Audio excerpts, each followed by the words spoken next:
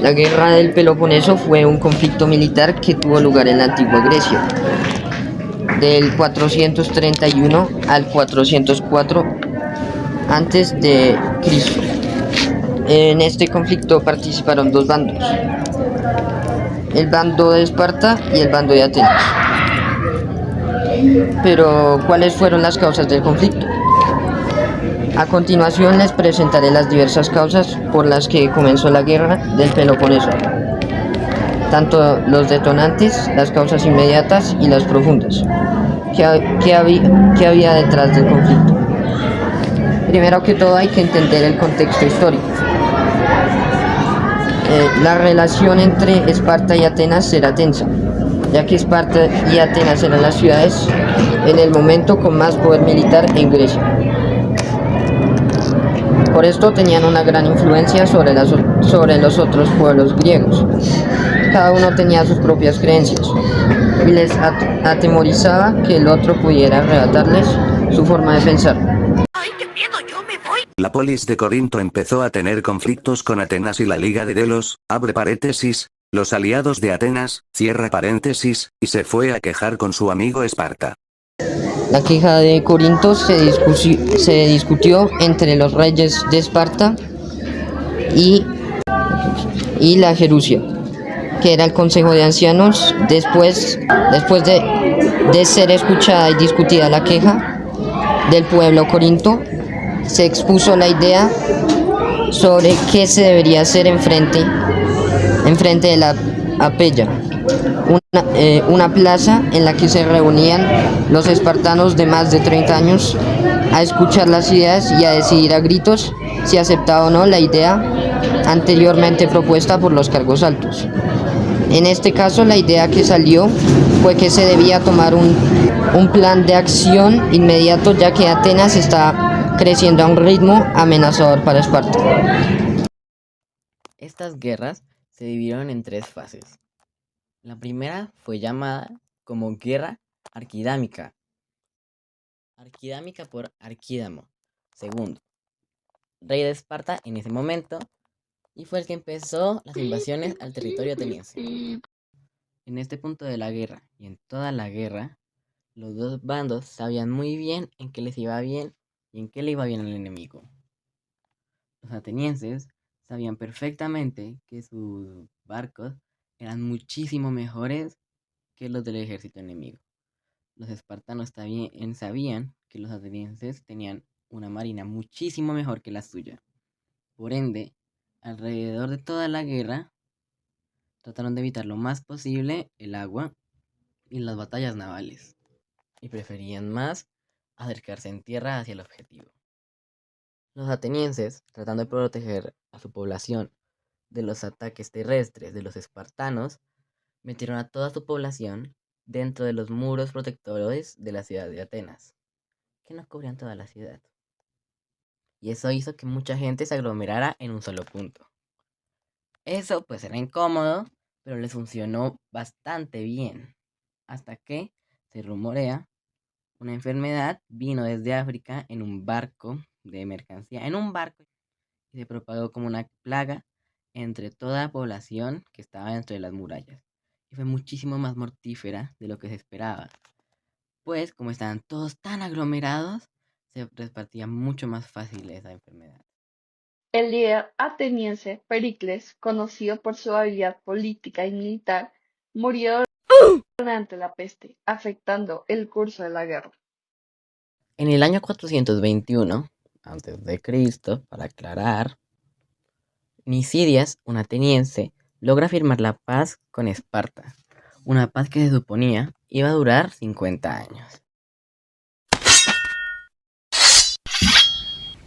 En la expedición a Sicilia en el año 415 a.C., Alcibíades fue uno de los principales estrategas y promotores, pero nunca llegó a luchar allí, ya que fue retirado del mando y acusado de sacrilegio. Alcibíades convenció a Atenas de invadir Sicilia argumentando que conquistar Siracusa les daría poder sobre toda la isla y ampliar su imperio. Fue nombrado comandante junto a Nicías y Alamaco. Poco después de zarpar, en Atenas surgió un escándalo: la profanación de los misterios de Helios y la mutilación de estatuas de Hermes. Alcibíades fue acusado de participar en ambos actos, considerado sacrilegios graves. Se envió un barco a Sicilia para ordenar su regreso a Atenas y ser juzgado. La campaña terminó en un desastre total para Atenas. La flota fue destruida. Miles de soldados atenienses murieron o fueron esclavizados. La derrota debilitó gravemente a Atenas en la guerra del Peloponeso, aportando dinero, apoyo logístico y político, lo que fue clave para la derrota de Atenas. Lo hicieron no por amor a Esparta, sino para debilitar a las polis griegas. Alcibíades, ya en el bando de los espartanos, les ayudó a terminar la guerra en Sicilia, lo cual fue un golpe muy fuerte para los atenienses. Se llamó Guerra de Decelia, gracias a la ocupación espartana de Decelia, una fortaleza en Ática, un lugar cerca a Atenas, y donde podían tener muy controlado al enemigo. La guerra del Peloponeso terminó con la victoria de Esparta. Ganó gracias a que los atenienses perdieron a la gran mayoría de sus hombres entre el 430 y el 426 a.C. en una terrible epidemia. Además, desperdiciaron a sus hombres y varios recursos en una mala expedición hacia Sicilia. Mientras los atenienses estaban en su expedición, los espartanos estaban haciendo un trato con Persia para hacer una gran armada, que eso les ayudó con su gran victoria. Y además los persas también ayudaron con finanzas políticas, lo que hizo que los atenienses usaran sus últimos recursos, y en este caso fue una simple flota. Pero sus intentos de ganar la guerra fueron en vano, y todo esto fue en el 404 a.C., lo que llevó a la rendición de Atenas en el 405 a.C., dándole la victoria incremente a Esparta.